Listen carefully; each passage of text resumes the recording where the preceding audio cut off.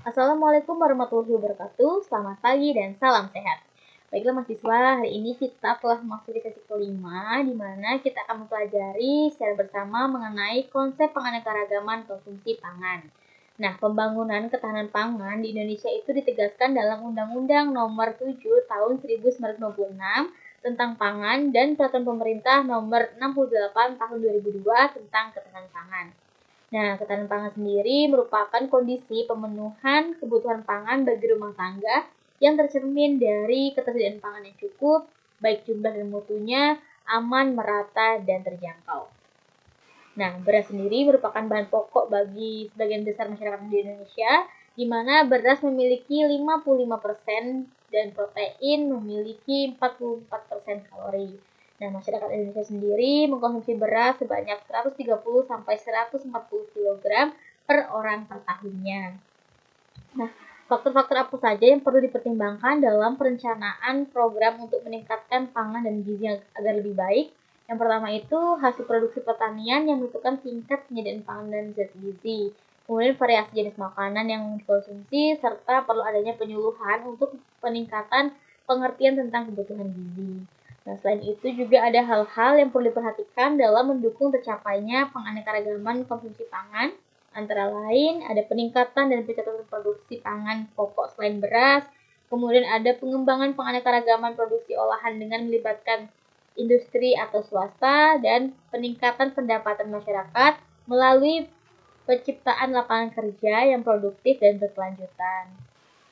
Selain itu juga kita akan mempelajari mengenai prinsip keamanan pangan. Nah, kriteria keamanan dan kesehatan pangan yang layak dikonsumsi manusia itu antara lain bebas dari mikroorganisme, patogen atau penyebab penyakit, kemudian juga bebas dari bahan-bahan beracun atau toksik yang membahayakan tubuh, terus bebas dari kontaminasi cemaran, bebas dari perubahan kimiawi dan fisik, dan lain-lain. Dapat saudara pelajari sendiri. Selain itu juga ada pencemaran ditinjau dari beberapa segi, antara lain segi gizi, segi kontaminasi atau pencemaran, dan segi agama, budaya, adat, dan istiadat. Nah, tinjauan dari segi kontaminasi atau pencemaran dibedakan dalam 3 jenis, yaitu cemaran biologis, merupakan cemaran yang berupa makhluk hidup, terdiri dari bakteri, virus, parasit, dan lain-lain. Kemudian cemaran kimia, di mana merupakan bahan atau sesuatu yang berasal dari luar bahan makanan dan bukan merupakan bagian dari makanan tersebut, berupa logam, pestisida, bahan tambahan pangan, dan racun. Kemudian yang terakhir ada cemaran fisik disebabkan oleh kecerobohan dalam pengolahan dan penggunaan bahan mentah yang tidak bersih atau kotor. Nah, selain itu juga ada penyalahgunaan bahan tambahan makanan. Bahan kimia yang berbahaya itu masih sering digunakan sebagai tambahan makanan, diantaranya adalah formalin, borak, dan pewarna tekstil. Nah, ini masih sering banyak kita temukan di Indonesia. Kemudian selain itu juga ada foodborne disease atau penyakit bawaan makanan.